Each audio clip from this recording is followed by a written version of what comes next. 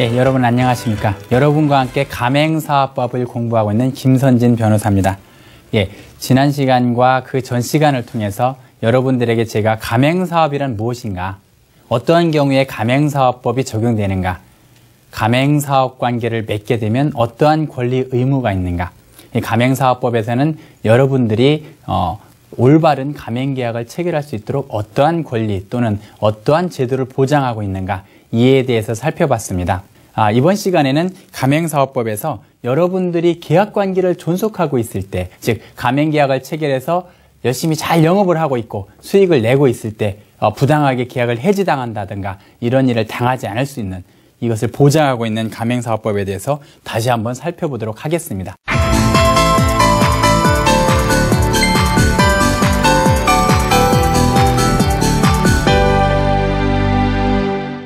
자, 그러면은 먼저 우리가 가맹계약을 체결할 때 제일 먼저 하게 되는 것이 가맹계약서를 쓰는 일이죠. 자, 그렇다면 가맹사업법에서는 가맹계약서에 어떠한 사항을 기재하도록 하고 있는가, 이 부분을 먼저 살펴보도록 하겠습니다.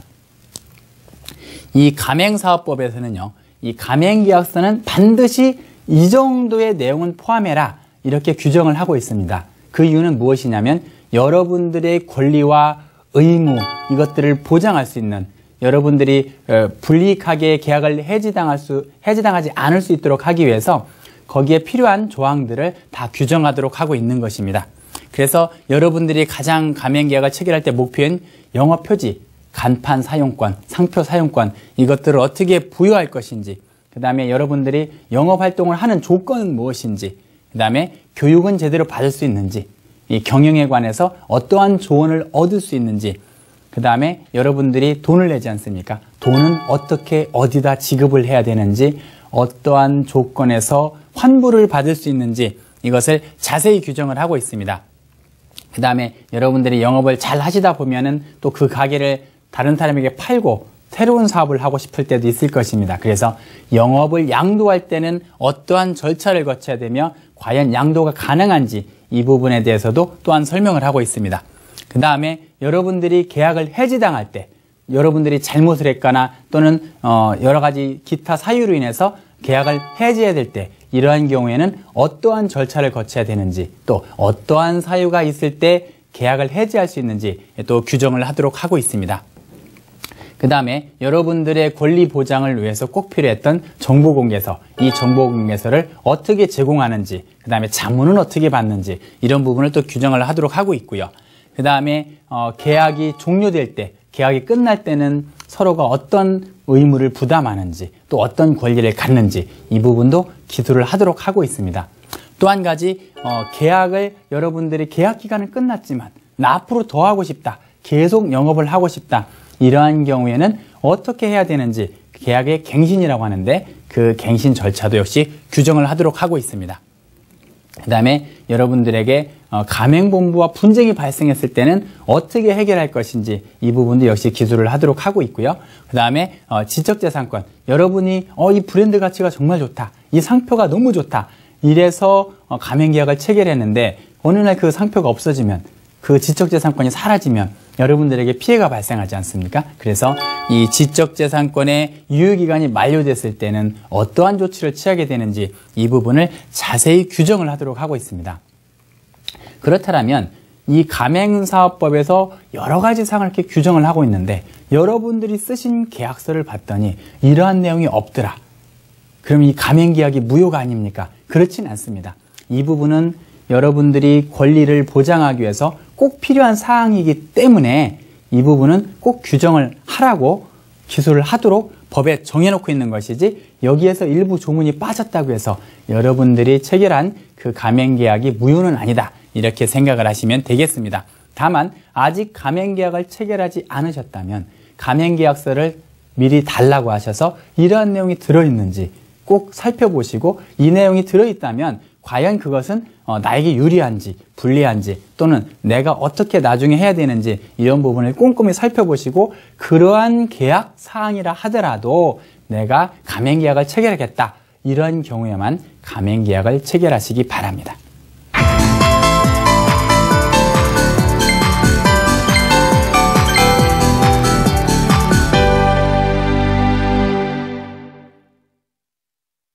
예, 다음으로는요. 여러분들이 가맹계약을 체결을 하고 영업을 잘하고 있습니다.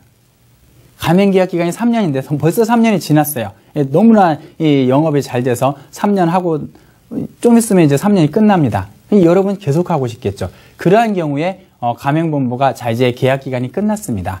그만하시겠습니까? 이렇게 물어볼 수도 있겠고, 그 다음에 계약 기간이 끝났으니까 우리 그만합시다. 이렇게 말을 할 수도 있을 것입니다.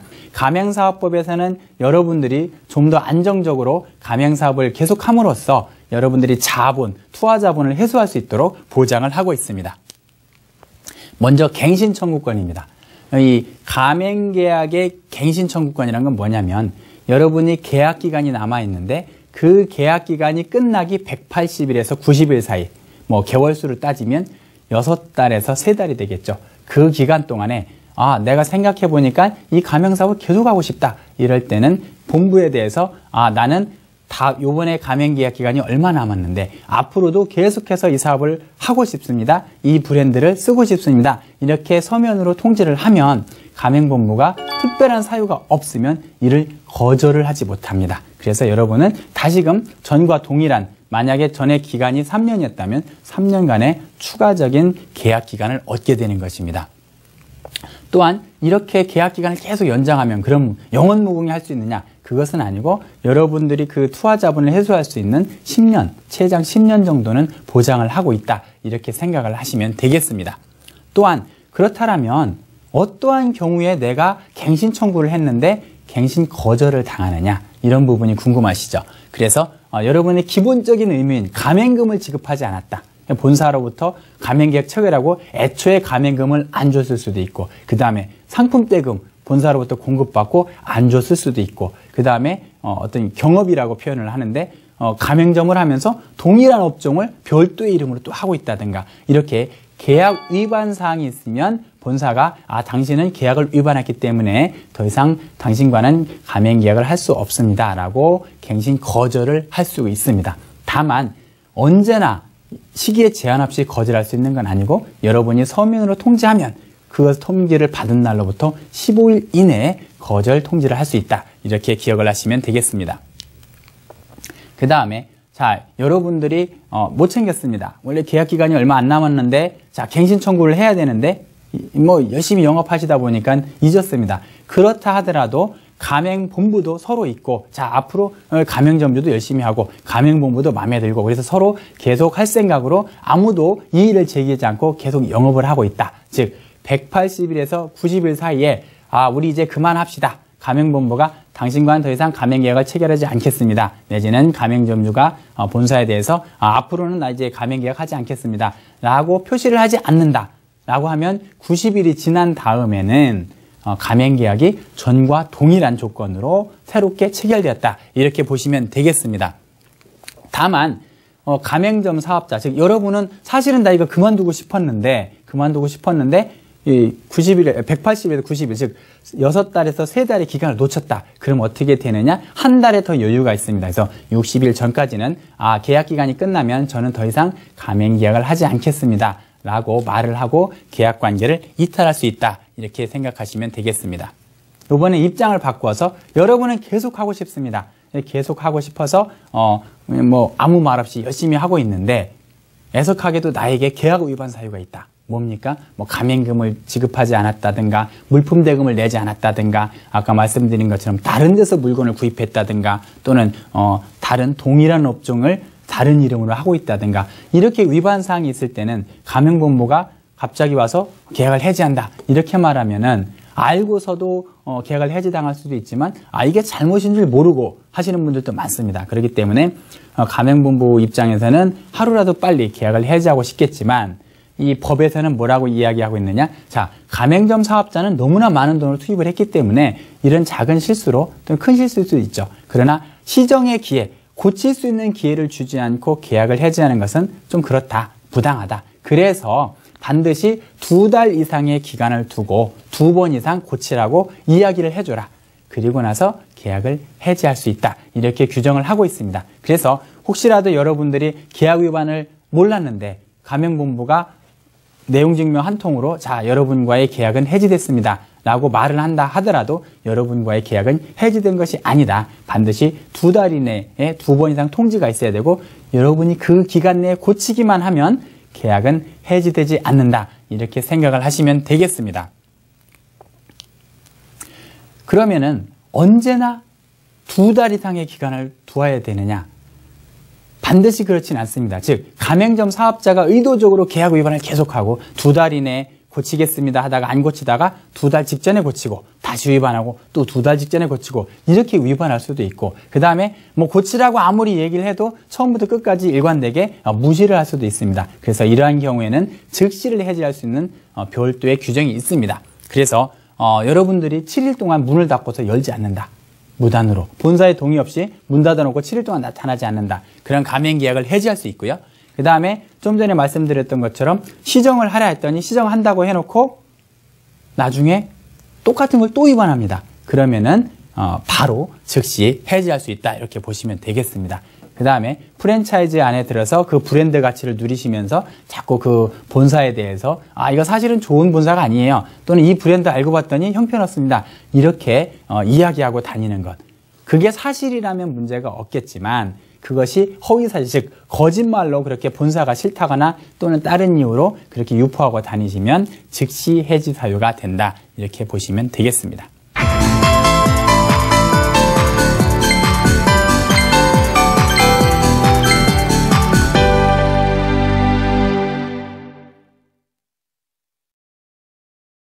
자, 지금까지는 이제 계약을 어떻게 갱신할 거냐. 그 다음에 계약은 어떻게 하면 해지가 되느냐. 어떠한 절차를 거쳐야 해지가 되느냐. 이 부분을 살펴봤습니다. 자, 그렇다면 이제는 뭐 계약을 시작하는 것도 아니고 끝나는 것도 아니고 계약이 시작돼서 쭉 영업을 지속하고 있습니다. 그러면은 본사가 계약을 해지한 건 아닌데 뭔가 나에게 불공정하게 또는 부당하게 나를 압박하고 있다. 힘들게 하고 있다. 자, 이러한 경우에는 어떻게 할 것인지 이 부분에 대해서도 규정을 하고 있습니다. 그것을 불공정 거래 행위라고 규정을 하고 있는데요. 살펴보도록 하겠습니다. 자, 부당한 영업지역의 침해입니다. 자, 여러분들이 가맹계약을 체결할 때는 영업지역이라는 것이 있습니다. 뭡니까? 이 지역에서는 다른 사람은 안 하고 이 브랜드는 나만 할 수 있어. 이것이 바로 영업지역입니다. 그래서 가맹사업법에서는 여러분들에게 영업지역을 보장해주기 위해서 가맹계약을 체결할 때는 반드시 영업지역을 설정해줘라. 예전에는 설정해줄 수도 있고 안 해줄 수도 있었는데 이제는 법이 바뀌었습니다. 그래서 반드시 영업지역을 설정해줘야 된다는 거 기억을 하시기 바랍니다. 그러면은 영업지역을 설정을 해서 영업지역을 받아서 사업을 하고 있습니다. 그런데 어느 날 갑자기 내 영업지역 안에 똑같은 브랜드의 가맹점이 하나가 더 생겼다.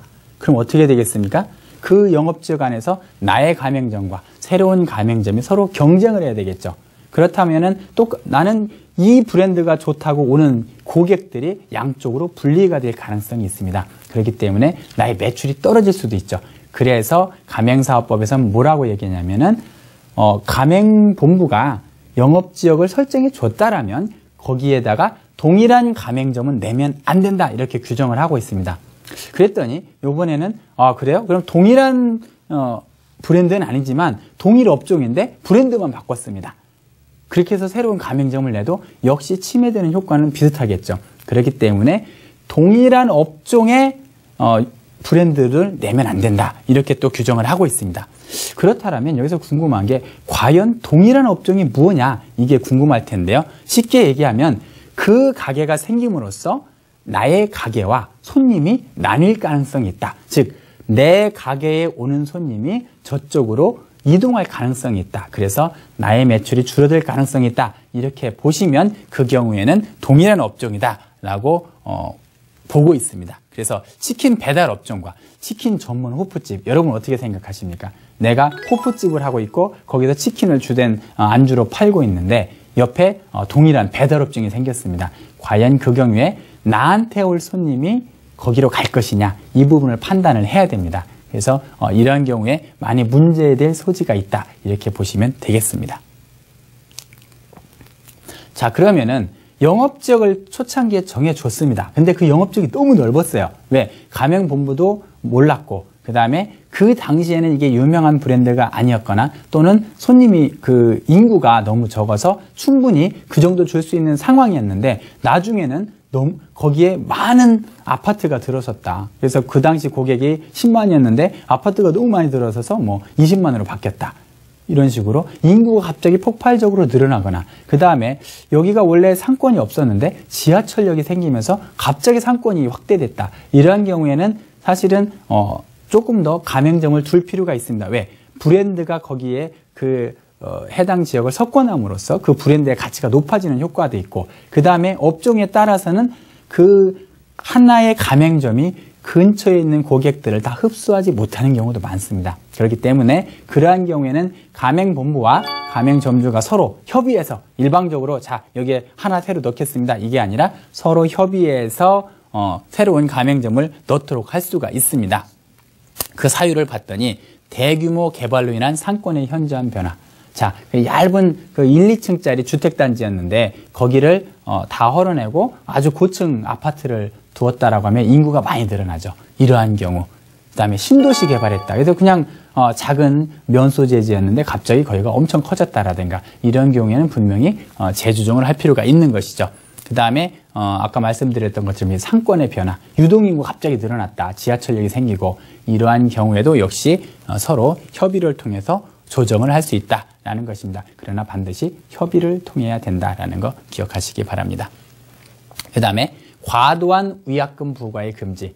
예전에는 이제 위약금 부과를 위약금을 부과했는데 너무 과도하다 그러면은 그것은 단지 무효 사유에 지났습니다. 그래서 이것은 너무 과도한 위약금이니까 물어줄 필요가 없어 이랬는데 개정법에서는 이러한 경우에는 너무나 과도한 위약금을 부과하는 경우에는 이거 자체가 불공정 거래행위로 처벌의 대상이 된다라고 하고 있습니다. 그래서 계약을 중도에 해지하는 경우에 이탈하는 페널티, 중도 위약금을 너무 과다하게 물린다든가 그 다음에 물류대금, 상품대금을 너무 늦게 낼 때 너무나 이자율이 높다든가 이런 부분들이죠. 그 다음에 소비자와 어떤 고객과의 클레임이 발생을 할 수가 있는, 그러니까 소비자와 가맹점 사업자와의 클레임이 발생을 할 수가 있는데 그것이 가맹점 사업자가 잘못해서 발생한 것이 아니라 가맹본부로부터 물건을 받았는데 그 물건이 상했다라든가 부패해서 그로 인해서 발생한 손해, 이것은 사실은 물건 공급자인 가맹본부가 책임져야 될 부분이죠.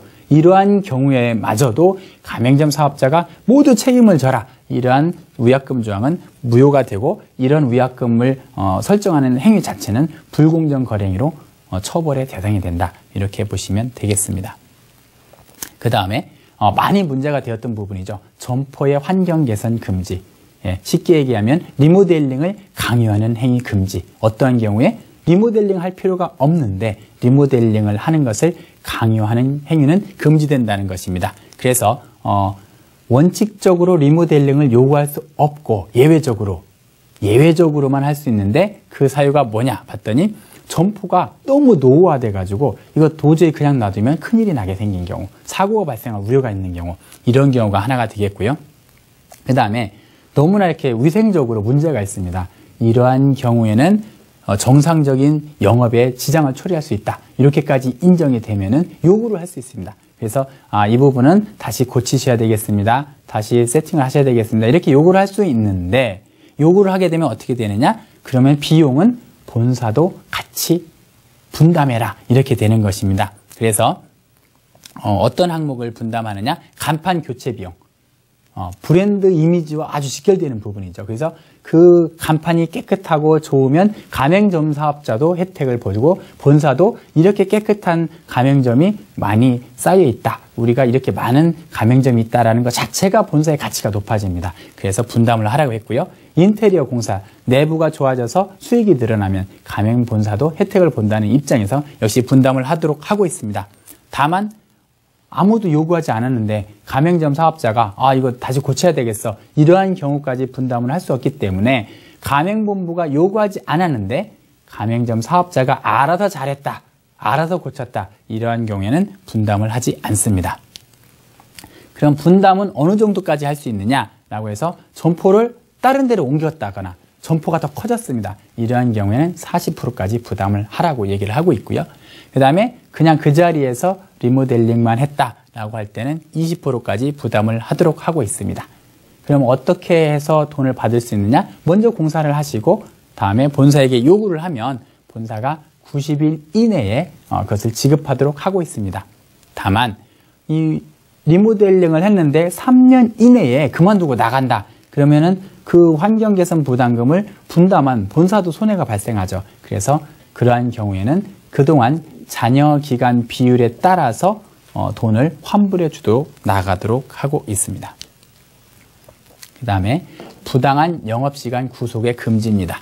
그래서 편의점 같은 경우에 영업시간이 24시간 영업인데 예외로 뭐 시골 같은 농촌 같은 데서는 24시간 영업을 해도 새벽 타임에는 손님이 없는 경우도 많습니다. 그렇기 때문에 이런 경우에는 제한을 줄 필요가 있다. 이렇게 해서 심야 시간, 그래서 손님이 없을 것 같은 시간을 찾아서 그 시간에는 영업을 좀 안 했으면 좋겠다. 이런 생각이 남았고요. 그래서 어떻게 됐느냐? 새벽 1시부터 아침 7시까지는 봤더니 손님들도 별로 없더라. 그리고 그때 매출도 지지부진하더라. 그래서 그 시간대에 편의점이 다 그런 건 아니죠. 그래서 편의점이 심야 영업을 해봤더니 새벽 1시부터 7시까지의 그 평균 매출, 그 매출을 쭉 살펴봤더니 너무 적다. 그러면은 6개월간 운영을 해보고 너무 적다라고 하면은 요구를 할 수 있습니다. 그래서 자, 이 부분은 다시 너무나 매출이 저조하기 때문에 이 시간대에는 영업을 안 했으면 좋겠습니다. 이렇게 요구를 할 수 있고요.